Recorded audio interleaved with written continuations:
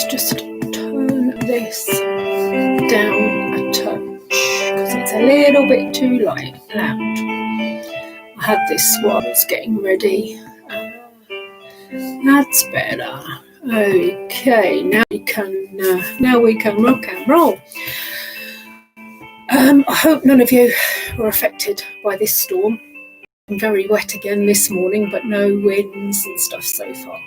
So fingers crossed, so far so good. But that's not to say it's not on its way. So not looking forward to it that much, to be fair. Just waiting for some people to come on, and then we will get cracking with the cards. This morning we have, don't know if you can see, spirit messages. That's what I've been drawn to. And don't forget also this evening in the membership group we have got live personal card readings. I can't tell you which deck we're going to use. I usually get through 2 decks and then you get to choose which deck you want. So that's at 7 o'clock tonight. We're having the live personal readings. Morning, Kev. I don't know if you saw that we have these spirit messages by the John Holland Spirit Messages deck this morning. So let's get on with shuffling the cards and we'll see what we get out for this morning. What I will say for this evening, if you join me in the membership group this evening, come prepared with a question you want to ask to get the answers from the cards. Okay? And then hi Wendy, when we come to your reading, focus on your question, and that will give you a clearer reading for something you want answered. Okie dokie. Right. Cut the cards. Cut the cards again. Okay. 3 cards for this morning. And it's the Spirit Messages card, Wendy, if you didn't see it. So these are the ones, they've got kind of a longer description on them. And they've got some quite strange artwork, but I get drawn to these every so often. So the first card we have there, I don't know if you can see it, is Solitude. And what it says on the card is, let's get it in some light, your soul needs attention. There are moments when it's important to get away, not just from the noise of the outside world, but to find a place where your soul can experience peace and quiet, a place for soul solitude. This is a time to pause, a time to reflect, a time for you. Yeah, so the image I chose this morning for the page and for the group was all about making time for you, listening to your soul, listening to your own inner guidance on what you need to do for you. And this is all about that. You need to take time for you. You need to take time out for you so that your soul can reintegrate, is the word I'm getting. Reintegrate with your human existence, because we are a light soul, a light being, a spirit soul, living a human existence. This is the body that our soul has been born into. And so you need to give your soul, not just your physical body, attention, like face packs and baths and stuff like that, but you need to give your soul attention as well. Maybe this is what we will have as our weekly insight for Monday.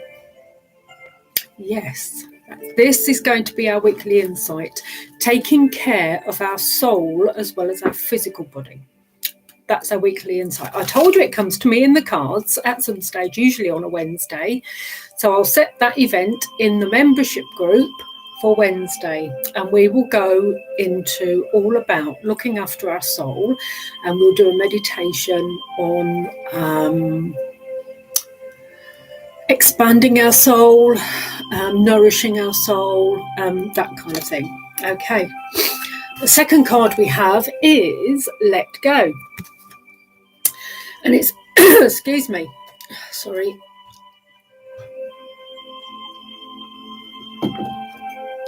Once you let go of the outcome, you'll be able to release all the emotional constraints that have held you back in the past.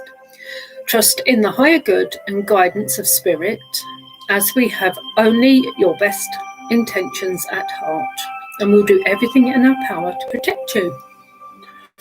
Right.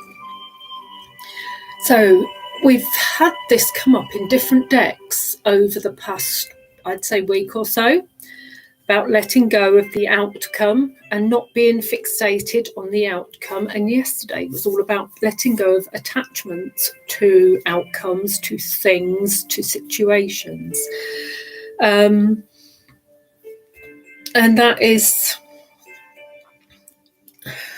and also going back into that's the inner child work as well. Inner child shadow work is all about going inside, seeing what constraints you have from this life, not previous lives, but this life, things from your childhood that are holding you back now, and letting go of those things. And again, it's all about keeping your soul nourished, because these things from your past that constrain you now, when you let go of them, your soul can expand and your soul can soar. Try saying that. And when you get in touch with your higher or highest self, and you allow spirit to come into your being, not channeling spirit, but the essence of spirit, and they will help your soul to release these things. And that's what a lot of the inner child is about. It's getting in touch with your little self, if you want, and allowing spirit, angels, archangels to guide you and to let go of those things. That's that. And the third one is, and this is really important after doing this kind of work, is grounding yourself. Being distracted, unfocused, tired, irritated, and impatient are all signs that you are ungrounded. Now is the time to become centered and allow spirit to help you ground yourself and reconnect with the divine source. And that's exactly the same thing. It's reconnecting your soul with reconnecting, reintegrating your soul with your physical body, and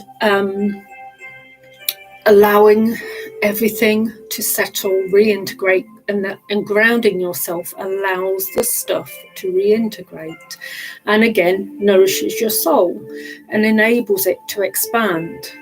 But you have to make sure you stay grounded, and especially in this weather, it's not that easy. I mean, Mike goes out whatever weather into nature, and that's an amazing way to ground yourself. But just meditating, feet on the floor, and meditating and seeing roots go down into the earth is a brilliant way of grounding yourself. Anything made solid wood, not laminated, wood, like MDF and stuff, that's not going to ground you. Something solid wood you put your hands on. Plants, if you've got plants in the house, they will help to ground you. Green stuff, anything nature wise that you have inside the house, wood, plants, small tree things, anything like that you have inside the house, especially at the moment with the weather as it is outside, in the UK especially. Use that, touch it, feel it, and that can ground you. I mean, trees outside are lovely to help ground you, but it's not that practical to go outside at the moment. But anything that can help you just feel at one with yourself, nature. I mean, if you go out in the garden, touch the plants. They're going to be wet at the moment, but if you get a break in the rain, go into the garden. We haven't got grass. Thanks, Kev. We haven't got grass. But what I used to love doing was going out and just standing on the grass, even if it was wet, just feeling the coolness of the grass and the wet in the grass under my feet. Yeah, I know I'm mad, I'm crazy, but that's something I love doing. And that's all about grounding yourself and really feeling the earth beneath your hands. It is kind of getting into time to plant seeds and getting the compost and having your hands in the compost. Again, it's not really practical outside at the moment because everything is so wet. But inside, if you're going to plant some seeds, getting your hands in that earth and planting the seeds and doing it by hand, not by using forks and things, getting your hands dirty, getting your hands in that dirt, and just feeling it, and that will help ground you as well. So anything kind of nature related will help ground you, as will meditating. Feel your feet on the floor, roots going right into the earth, connecting with Mother Gaia. Anything like that is going to help you ground yourself. So as you can tell, I'm really one for making sure you're grounded. So that's everything for today. Stay safe in this storm, and I hope you have a lovely day ahead, no matter what you're doing, no matter if you can get outside, if you can't get outside. Enjoy the day and nourish your soul. Leave you in love and light. Have a nice day. Namaste.